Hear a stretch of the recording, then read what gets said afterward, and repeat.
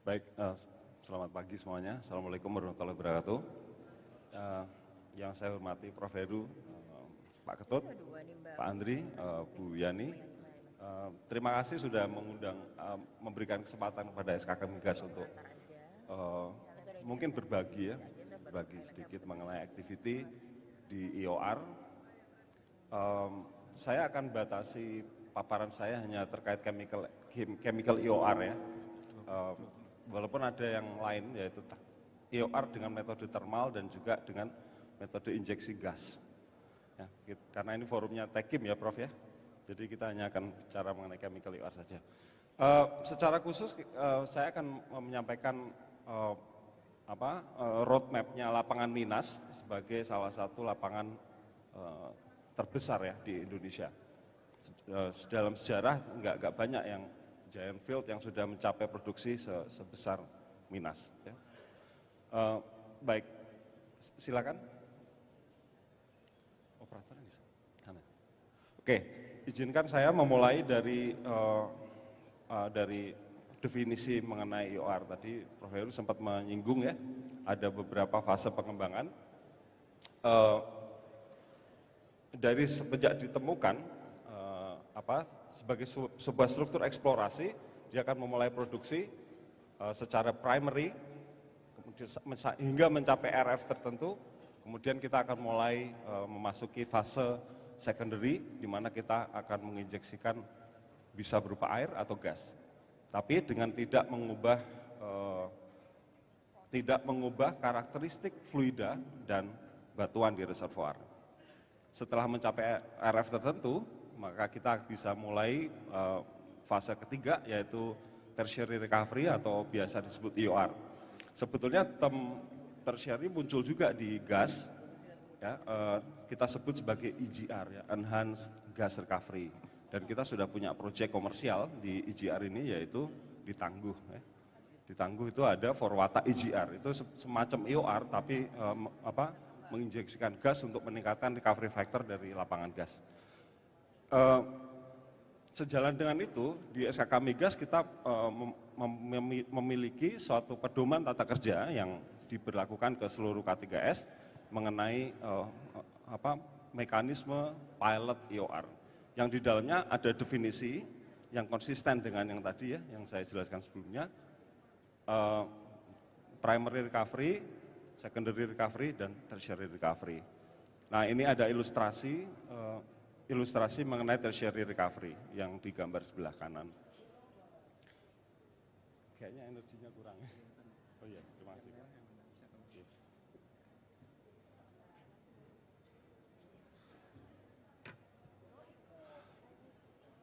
Baik, nah tadi Pak Prof. Heru sempat menyatakan Minas metode secondary bisa mencapai 40%. Minas salah satu perkecualian. Lapangan Minas hingga hari ini recovery factor dengan secondary recovery melalui injeksi air sudah mencapai recovery mendekati 56%. Dan secara ultimate diperkirakan bisa mencapai hingga mungkin mendekati 60 ya, 60%. Jadi sekali lagi Minas tuh memang luar biasa. Ya. Next. Nah, coba kita lihat secara historis produksi Indonesia. Memang tidak saya sampaikan, tidak lanjutkan sampai ke tahun 2023 karena memang trennya decline ya. Jadi kalau kita lihat agak bertentangan sedikit dengan King Hubert Peak teori ya, yang modelnya seperti ini. Indonesia kayaknya agak berbeda ya. Kita ada fase build up, kemudian fase steady, dan memang sekarang sudah masuki incline. Nah, apa yang terjadi pada fase yang saya sebut plateau tadi? Banyak sekali activity di sini. Salah satu yang berkontribusi adalah Minas. Jadi tahun 70 dimulai peripheral water injection dan dilanjutkan hingga tahun 95 ya, di mana Minas mulai mengimplementasikan injeksi air secara berpola. Next. Ini sedikit ilustrasi mengenai apa itu chemical IOR. Seperti di slide pertama tadi, chemical IOR itu cara memproduksikan minyak dengan menginjeksikan bahan kimia bahan kimia tertentu untuk menurunkan residual oil saturation dan meningkatkan pergerakan minyak ke sumur produksi. Ini yang agak berbeda dengan metode injeksi chemical yang lain, seperti half and puff, tidak memenuhi kriteria ini. Ya, jadi ada residual oil yang berkurang dan ada movement oil ke dalam sumur produksi. Ya. Umumnya kita mengenal chemical EOR itu mainly ada dua, yaitu surfaktan dan polimer. Namun di beberapa case kita mungkin membutuhkan alkali atau aditif yang lain. Yang akan kita attack terutama adalah tegangan antar muka antara air dan minyak di reservoir dan menambahkan energi untuk mendorong minyak yang sudah terlepaskan tadi ke dalam sumur produksi. Ini aja sebetulnya prinsipnya. Ya. Jadi residual oil itu pergerakannya dipengaruhi oleh dua hal, capillary number dan mobility ratio. Capillary number dengan menurunkan interfacial tension kita bisa naikkan capillary number dan dengan demikian kita bisa turunkan residual oil saturation. Ya, sementara dan ini dikerjakan oleh surfaktan, sementara untuk mobility ratio itu adalah untuk kontrol mobility dan meningkatkan sweep efisiensi. Prinsipnya simple, dengan menaikkan viscosity dari fluida pendesak, mobility akan turun dan dengan demikian sweep efisiensi akan naik. Ya. Next. Nah, ini adalah aset Indonesia sebetulnya kalau bicara industri perminyakan ya. Apa yang kita punya hari ini. Memang ini data tidak statis, Bapak Ibu. Jadi per hari ini ya kita tercatat memiliki sekitar 76 billion barrel oil di bawah tanah ya. Lalu sudah kita produksikan sampai hari ini sekitar 25 billion stock tank barrel. Dan dengan metode produksi yang sekarang sudah dilakukan yaitu primary dan secondary, kita estimate masih akan bisa memproduksikan hingga mendekati 2 billion lagi. Lalu bagaimana dengan sisanya ini? Jadi kita punya 76, kita akan memproduksikan hingga kurang lebih 27. Ini akan menjadi remaining oil in reservoir. Kita biasa menyebutnya unrecoverable reserve. Disitulah EOR akan bermain. Ya, EOR akan bermain. Nah, kita punya pemerintah Indonesia melalui SKK Migas punya program long term plan yang tadi sempat disinggung oleh Prof. Heru, target produksi 1 juta BOPD dan 12 BCFD gas per hari pada tahun 2030. Salah satu kontributor dari program itu adalah EOR. Kita sudah merumuskan lapangan-lapangan yang potensial untuk melakukan EOR, ada total 50 lapangan dan dengan potensi tambahan cadangan jika proyek-proyek EOR berjalan sebesar 3,08 billion stock tank barrel. Yang menarik hari ini Pertamina secara jumlah lapangan menguasai 80%.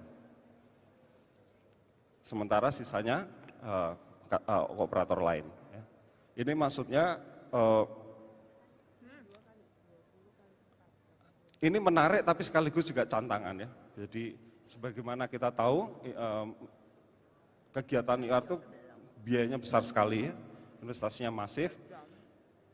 Dan kalau kita perhatikan di dalam LTP, target 2030 itu proyeknya banyak yang bersamaan. Saya kira itu masih perlu dipikirkan ke depannya bagaimana agar bisa terrealisir ya. Akan sangat challenging untuk Pertamina. Nah, coba kita lihat secara metode.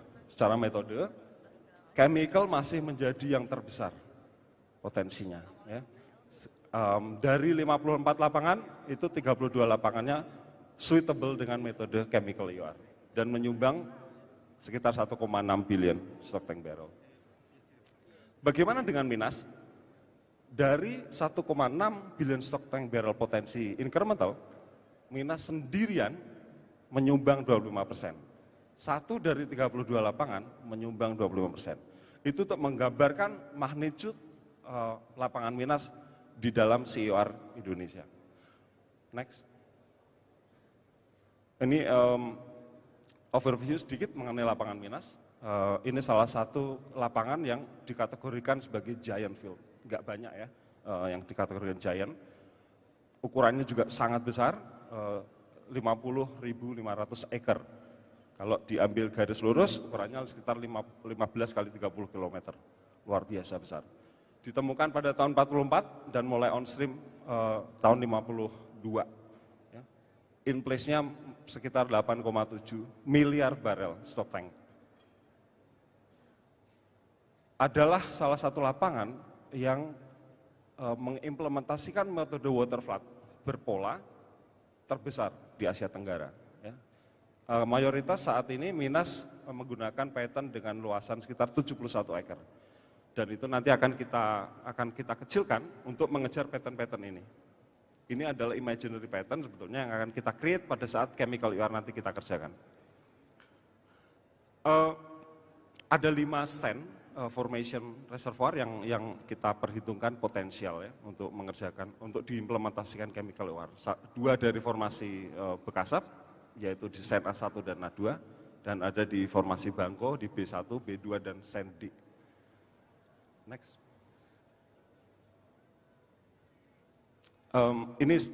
Ini adalah historical Minas secara produksi, injeksi, dan juga milestone dari lapangan ini. Ya. Sempat mencapai peak production hampir mendekati 450.000 barrel per day. Ya. Hari ini Minas berproduksi di sekitar 28.000 barrel oil per day. Ya. Memang sudah di fase mature. Secara jumlah sumur juga luar biasa banyak ya. Ada hari ini 850 active well dari total 1.550 well. Luar biasa.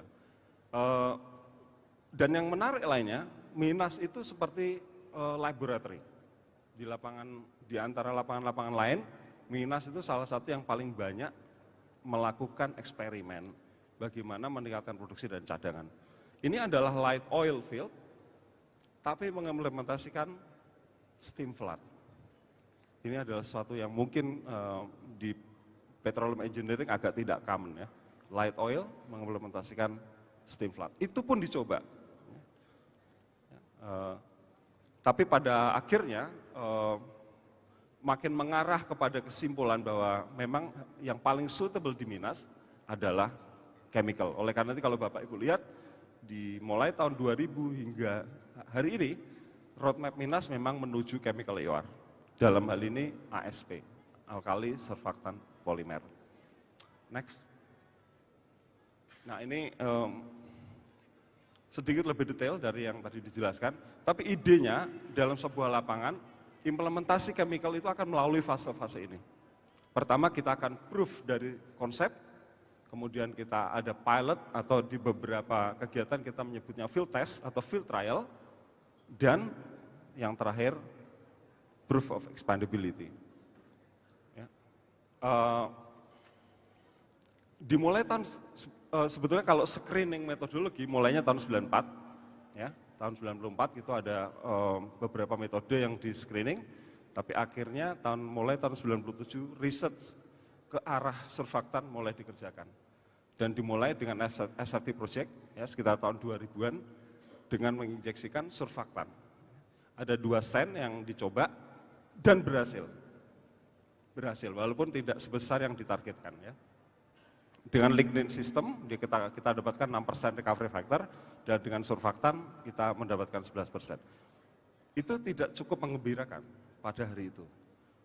Padahal kalau kita bicara konteks hari ini 11% itu sudah cukup bagus sebetulnya. Tidak banyak yang bisa mencapai ini. Oke. Kemudian dari evaluasi SFT1 disiapkanlah SFT2.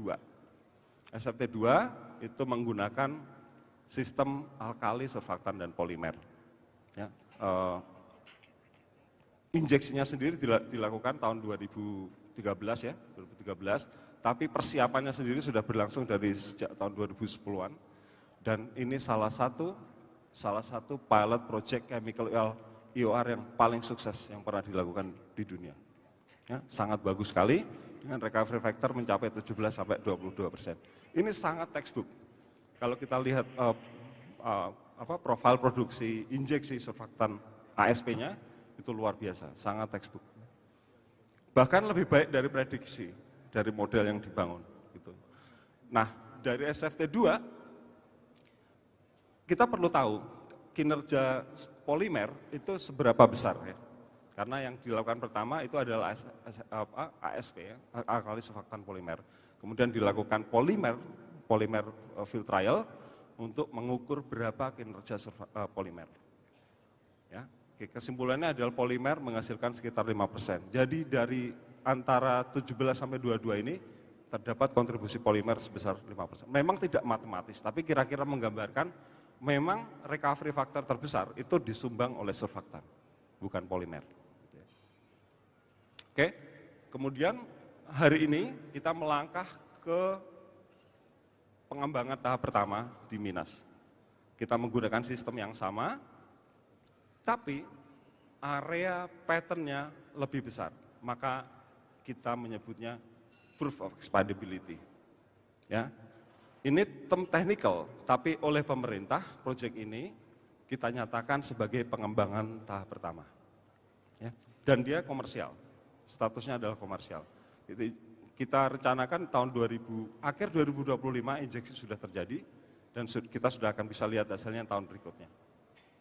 Setelah itu, kalau Bapak Ibu ingat lapangan Minas tadi ada 5 segmen, segmen B, C, D, dan E. Hasil dari A ini bagian dari area B. Hasil area A itu akan menjadi dasar untuk bicara pengembangan skala yang lebih besar di area B. Ya, next.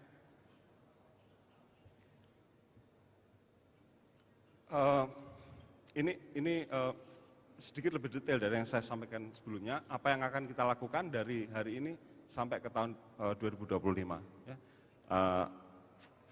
Yang menarik di proyek pengembangan ini, kita memanfaatkan sebagian besar dari facility yang dulu kita bangun pada proyek SFT2, dan itu saving cost luar biasa besar. Ya. Expenditure besar kemungkinan akan datang dari chemical dan juga operation nanti pada saat injeksi dimulai. Saya kira next. Nah, ini gambar yang bagus ya, tapi mungkin tidak akan seideal ini. Tapi konsep yang kita kembangkan untuk pengembangan CUR Minas itu akan seperti ini kurang lebih. Jadi area A yang kecil di dalam sini, bagian dari area B itu menghasilkan profil yang tidak signifikan. Tapi value of information yang akan kita dapatkan dari profil yang kecil ini, itu akan menjadi dasar untuk kita mendevelop area B yang akan menghasilkan profil seperti ini. Lalu akan dilanjutkan ke area-area berikutnya. Mohon maaf, itu Bapak, adalah konsep staging development. waktunya mungkin tinggal 2 menit atau Kayaknya 3 menit. Ya, baik. Nah, ada inisiatif yang lain, karena kalau kita perhatikan tata waktunya ini, area D dan E itu akan tertinggal jauh di belakang. Jauh di belakang batas PSC Rokan. Oleh karena itu, kita sekarang sedang menyiapkan percepatan ya, dengan implementasi polimer. Karena polimer itu teknologinya lebih simpel, tidak sesulit surfaktan ya, dan akan kita kerjakan di area D. Next. Ini adalah key enablers project CUR. Yang utama sebetulnya 3 ya, walaupun secara umum ada 5. Ketersediaan teknologi, supply, security, kemudian funding, capital investment, kemudian project economics, dan stakeholder involvement. Di mana 2 bagian pertama ini, rekan-rekan dari teknik kimia dan juga kimia memainkan peran yang sangat penting. Teknologi surfaktan tentu saja dikembangkan di lab oleh para chemist. Kemudian jika berhasil, maka dia akan diproduksi secara massal pada dan plan-nya yang bangun tentu saja teman-teman teknik kimia. Gitu ya. Tapi itu dia hanya akan bisa berhasil jika kriteria ini terpenuhi. Jadi tidak sekedar ketemu, dan siap untuk diimplementasikan secara komersial jika price-nya terlalu besar. Ya, jadi ini ada 3 sebenarnya. Coba next. Hilang ya. Saya lanjutkan dengan sedikit tambahan dari penjelasan mengenai sistem ASP ya. Ada surfaktan, polimer, dan alkalin. Walaupun sebetulnya main sistem kita adalah surfaktan dan polimer. Surfaktan bisa dilakukan dengan 2 cara ya. Bisa kita buat sintesa dari awal atau juga melakukan formulasi menggunakan surfaktan-surfaktan yang sudah tersedia di pasar. Sementara polimer saya tidak melihat ada isu karena itu supply-nya sangat banyak dan di banyak tes bisa dibuktikan dia perform dengan baik berdasarkan nilai recovery factor yang diperoleh di laboratorium. Oke. Kalau kita lihat skala proyek yang besar, cost utamanya memang ini, tapi biaya-biaya untuk chemical ini juga luar biasa besar, sebagai bagian dari biaya operasi. Tapi kebanyakan dari kita mungkin hanya melihat surfaktan dan polimer komponen, which is betul. Tapi sebetulnya masih banyak chemical yang lain kita butuhkan pada saat produksi sudah berjalan. Next. Saya nggak akan bicara banyak mengenai ini, saya kira teknik kimia dan kimia akan lebih kompeten ya. Tapi idenya adalah butuh sinergi yang kuat dari industri upstream dan downstream jika kita mau independen terkait supply, surfaktan, dan polimer ke depannya. Ya. Kita punya semua, ya, saya rasa kita punya semua, baik di refinery product ya, dalam hal ini ada aromatik, etilen, dan propilen, maupun di petrochemical derivatifnya ya, bisa ortooksilen, juga normal alpha olefin dan lain-lain, maupun di intermediate product seperti alkilat dan juga kosolvent seperti EGBE. Banyak tipe surfaktan yang lain, tapi yang mau ditunjukkan di sini adalah apa yang digunakan di Minas, yaitu IOS dan AS. Intinya adalah itu, IOS dan AS. Tapi sebetulnya ada opsi yang lain juga, tipe-tipe surfaktan yang lain.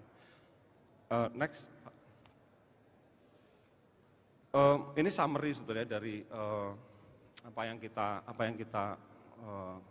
hadapi saat ini ya. Tadi seperti saya sampaikan, Pertamina masih sebagai dominan player di chemical EOR. Kebanyakan ini harus diimprove ya, tapi kebanyakan kita lihat schedule-nya itu tidak sama dengan yang direncanakan, jadi delay ya. Dan kebanyakan masih di fase studi. Ini challenge-nya, harus diakui bahwa resources-nya masih cukup terbatas ya. Kemudian banyak sekali lapangan-lapangan yang tidak dikembangkan mengikuti kaidah reservoir engineering yang baik, jadi tidak menerapkan reservoir depletion plan. Aging facilities, ini permasalahan klasik, tapi itulah faktanya. Dan ini dampaknya adalah capital cost yang besar, karena nanti chemical EOR lah yang harus membiayai pembangunan facilities tersebut. Expensive chemical, ini juga permasalahan.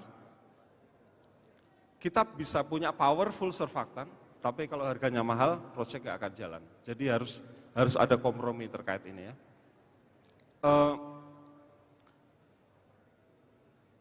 Di Pertamina kami mendorong untuk